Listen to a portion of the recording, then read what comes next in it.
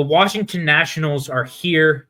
One of Zach's favorite teams. Unfortunately, we don't have him tonight. But we do have Vlad. Got me, JC.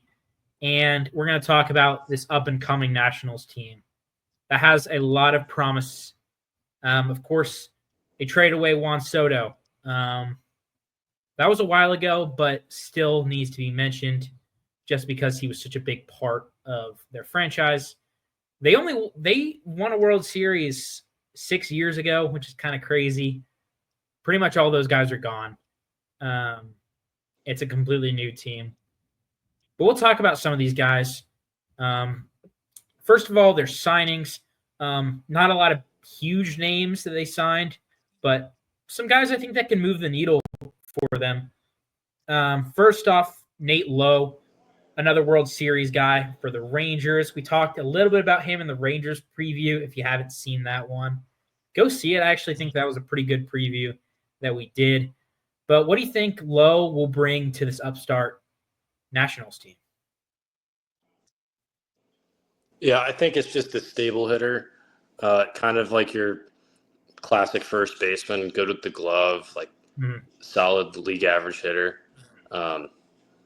I like the move. I talked about this in the Rangers video. I liked it for both sides. They gave up Robert Garcia, who was a waiver claim. So that does you well when you can trade a waiver claim for a bona fide everyday first baseman. Help the Rangers win the World Series. It's good stability with a super young team. Yep, agreed on that. And then we got Josh Bell. Not much to say. I mean, obviously we know Josh Bell from the Pirates. He's been around for a little while, bounced around some teams here recently. I believe this is his second stint with the Nationals. I could be wrong about that, but what do you think Josh Bell will bring as a DH? He was let's see. He was traded with Juan Soto. Oh, was he? Okay. So he was with the Nationals, and then Juan Soto went to San Diego. Okay. So obviously he likes it enough to come back. He's a guy who's slotted to be in their lineup. A few of these guys are slotted to be in their lineup right now on opening day via Fangraphs. Shout out to Fangraphs, but they might not stick there. A few of these guys. Paul DeJong is a guy who I don't think is going to stick. Obviously, we know him from his time with the Cardinals. Same with Ahmed Rosario. We know him from being a Red for a few days. Two middle infielders. Is there anything to say about those two guys? Yeah, I think Rosario is more of a like spring training, see if he can make the team type of deal. Yeah. And then I think DeJong will play a decent bit.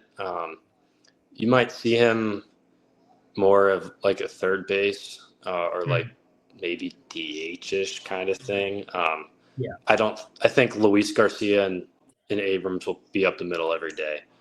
So I don't know. He's like solid player, good depth piece. But yeah, Rosario is not really nothing crazy. Solid depth piece. They just have DeJong playing third on opening day. And Fangraphs is thinking that that Luis Garcia and Ahmed Rosario might platoon. I'm not too sure about that. Based on Luis Garcia's, he's only 25 years old. And he seems to hit okay against lefties. But we'll see. Just thought I'd throw him in there. And then they got a few other pitchers, like a few depth piece guys. I didn't put him on here, but they got Mike Soroka, who went 0-10 last year, but he might bounce back. Lucas Sims, another guy who we're familiar with as former Reds, longest tenured Red up until last year. And then we got Jorge Lopez, who was good on the Orioles, not great on the Cubs. Anything about those three pitchers that they signed? Yeah, they're more of the stuff kind of guys, which is what you look for in relievers. Um, Sure. so I feel like Sims and Lopez will actually pitch innings for them out of the bullpen. As for Soroka, he was, like you said, he was bad in the rotation last year, and then he moved to the bullpen, and he was actually pretty good. Yeah. But from what I remember, the Nationals, when they signed him, I think it was reported that they wanted to use him as a starter again, Yeah, he's which projected doesn't as a make a whole lot of starter. sense. Does not make Yeah, sense. but from what I've seen on Twitter, from like TJ Stats and Pitch Profiler, go follow those accounts, by the way. Um, the returns from Soroka are pretty decent. So I wouldn't be shocked. I mean, he was at one point in time before all the ankle and Achilles scares. He was Atlanta's dude. So Hmm. Yeah, totally agree. I like their signings. Obviously, didn't do too much. Same with the losses, not too much. They were probably going to release these guys anyway, like you said. Robert Garcia was a waiver guy. Joey Gallo just didn't work out, and they also got rid of. I think I saw your tweet the other day. That's why I know this. Um, they got rid of Stone Garrett. I think they DFA'd him, so he'll be on another team yeah, soon, yeah. probably. I think he just cleared waivers, so he'll be in the Oh, minor he'll be leagues, back. but Okay. yeah, yeah. Uh, As for Robert Garcia, I think will be a good arm, but uh, I don't know. Bullpen guys are very volatile, so you sure. could fall off a cliff or whatever. But he was a fairly solid arm last year, and they got him for free. So Sure. But if you're the Nationals, you're looking toward these young guys that will be playing, especially the top three that we have. Fangraphs projects these guys.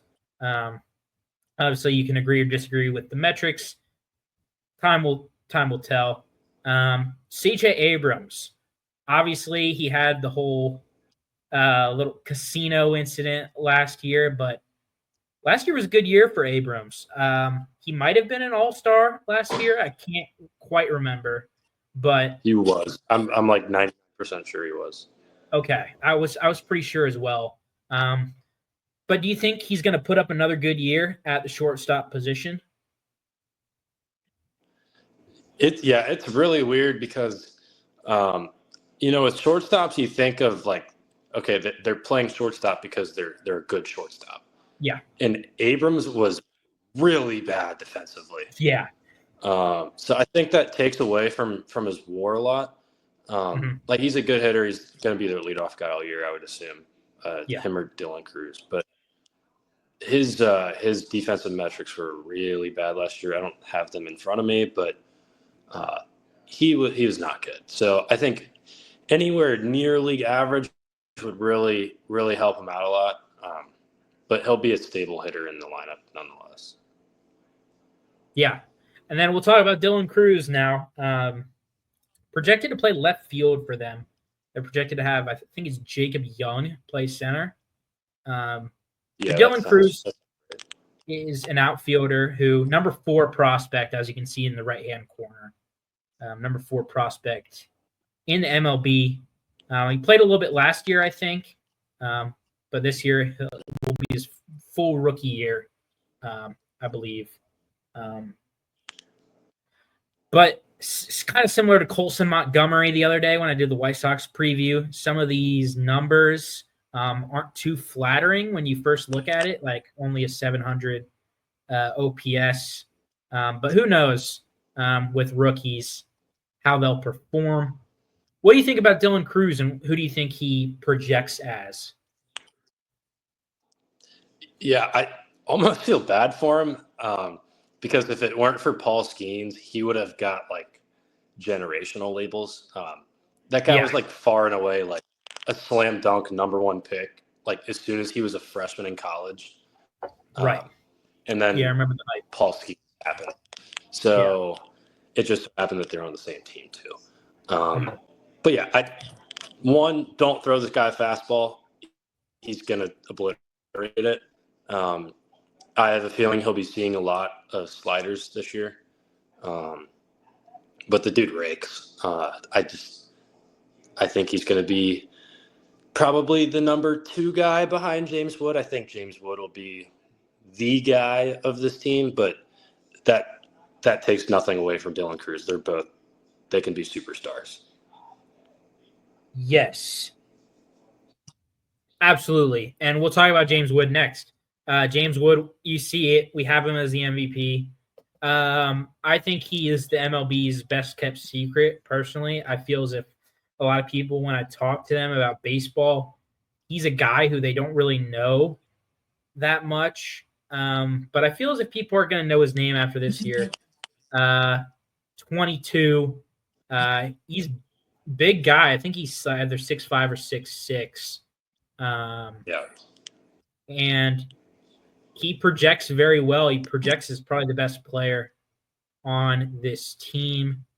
But you know him better than I know him. What should we expect from the left fielder this year? Yeah, he came up and played well. It's still weird how people don't talk about him. Yeah. Not that he's not spoken about at all. There's plenty of people that do talk about him, but of course, I feel like he still deserves more recognition, and I feel like he'll really put the noise up around his name this year. The biggest thing with him is he hasn't tapped into any poolside power yet, which is ridiculous considering he was like an above average player all of last year and still hit for power. So once he unlocks that poolside power, I mean, it's game on. He could be a future MVP kind of guy. But yeah, that outfield is going to be really exciting for Washington. Yeah. Then we got Nathaniel Lowe. Already talked about him. Could have also put Luis Garcia here, second baseman. We talked about him a little bit. Let's get to the pitching now. The pitching is interesting, and I think it might hold this team back a little bit. I do like the hitting potential a little bit more than the pitching, but that's not to say that they don't have any good pitchers. Mackenzie Gore is a guy who they also got in the Juan Soto trade. Pitcher who wears number 1, I feel as if that's always a good sign. I don't know. Whenever I think he might be the only pitcher in the league who I know who wears a single-digit number, maybe. I can't really think of anybody else.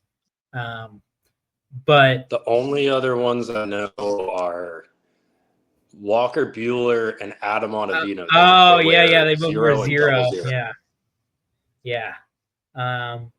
But Mackenzie Gore has been a top prospect for a little while. Obviously, he's past that point now, but he's projected as the Nats ace. What do you think we see out of Mackenzie Gore this year? Yeah, to be honest, I'm kind of just expecting the same thing that we've seen, which is like a solid like middle of the rotation arm on a good team. It feels like people have been waiting for the Mackenzie Gore like ace jump for like 4 years now. Yeah, and it's just hasn't really happened. Like I really hope it does. And he was like a top pitching prospect from when he was in high school, but it just hasn't really like been put together yet. So I don't know. I'm hoping he breaks out because he's got good stuff, and obviously he's been well regarded for a long time. But their rotation definitely has a lot of question marks. And then Jay Irvin, who's next on this list, he's a solid arm. DJ Hurts kind of came out of nowhere last year and was a decent arm for them. So I don't know, they got a lot of young guys to mess around and see what their potential looks like. Absolutely. I think you hit kind of the nail on the head. Talk about a few more guys. Michael Soroka is projected to be in there. Mitchell Parker is expected to be in there. And Trevor Williams, the former Pirate, who had a decent year last year, is projected to be in that rotation. Yeah, he was solid. Yeah. Josiah Gray might come back maybe in the summertime. He had Tommy John.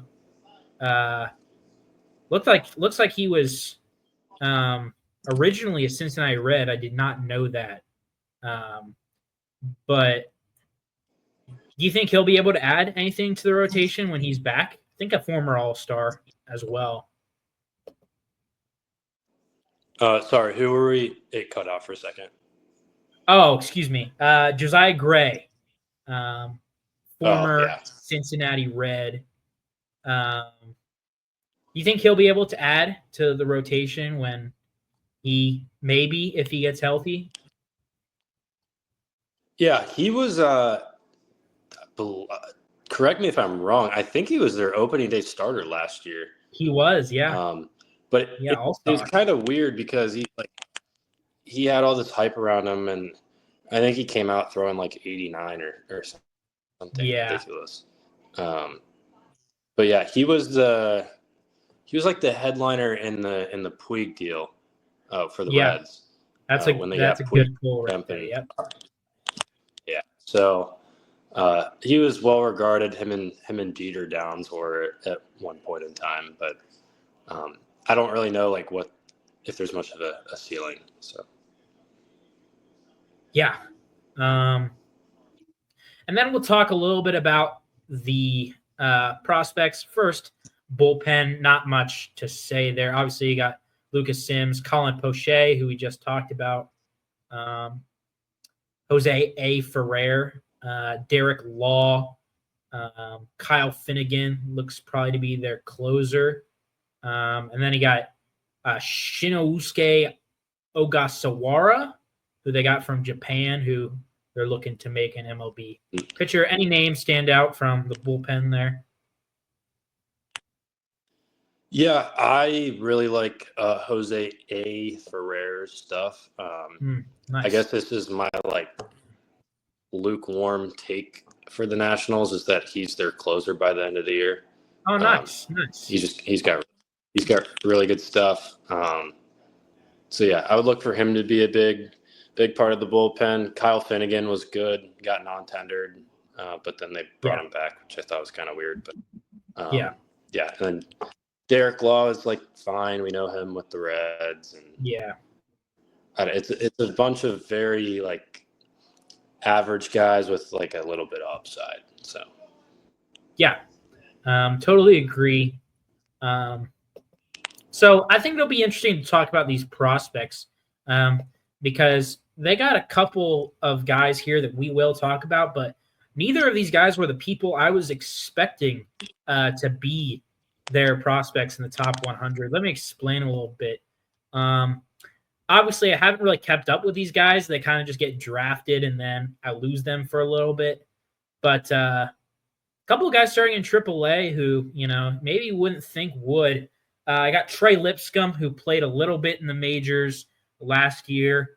Got Brady House, the 21-year-old, who was drafted in 2021 in AAA as well, projected AAA. And then you got, of course, Bobby Barrels, Robert Hassel III, who I always thought was going to be really good, but also acquired in the Juan Soto deal. He's projected to start in AAA. And then Cade Cavalli and Jackson Rutledge are two pitchers that I think were projected to do a little better than they have been. So anyone from that list that you want to talk about or think can actually contribute to this Nationals team this year? Yeah, I would say Hassel for sure. Okay. He was really bad, I want to say, in 2023, and then had kind of a bounce back year this past year. The thing with Hassel is there's nowhere for him to really play, so it would take an injury or two for him to come up. That's true. I feel like Cruz, Young, and Wood will play pretty much every day. So that's that. That's a good point. Cavalli was a top 20, maybe 30 prospect. He's just been hurt over and over again, and then when he has pitched, it hasn't been great. But he was highly regarded at some point, so I still think there's some kind of upside there. But yeah, I don't want to say that Hassel's a change of scenery guy, but certainly a trade could allow him to play every day on at least a couple different teams. Yeah, I think that's a good analysis there. Then we'll talk about two guys that are big arms, I would project them as. Both 20 years old. They're both very similar. They're both 6'6". They're both 20 years old. Let's talk about the guy that I'm a little bit higher on first, Jarlin Susanna. You actually introduced me to him. First off, sorry, I just discovered a different guy as I was searching. What happened to Elijah Green? Is he still in the organization? Yeah, he strikeout issues. He just has not really put it together at all. A lot of swing and Okay. miss. So it's unfortunate, but that is it's not unfortunate. He was not really walking. And he top five, did seem very promising, but top five pick, right? yeah. Yeah, that is too bad. He was supposed to be very good. So that's a little unfortunate for the Nationals. A lot of names there that I know we're hoping to pan out, but that's baseball for you, I guess. But we'll talk about Jarlin Susanna now, who is a name that the Nationals are hoping pans out. A guy who they also acquired in the Juan Soto deal, 6'6" guy who looks to have a pretty live arm. What can you tell me about him that you're high on? Yeah, first of all, there's no winning a Juan Soto trade. Yeah. But this is probably as close as you get to winning it.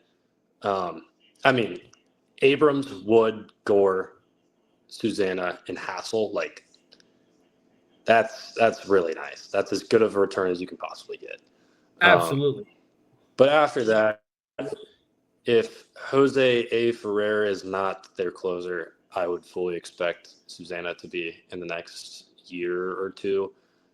Dude just pumps 101, good off speed. I don't think he's going to start.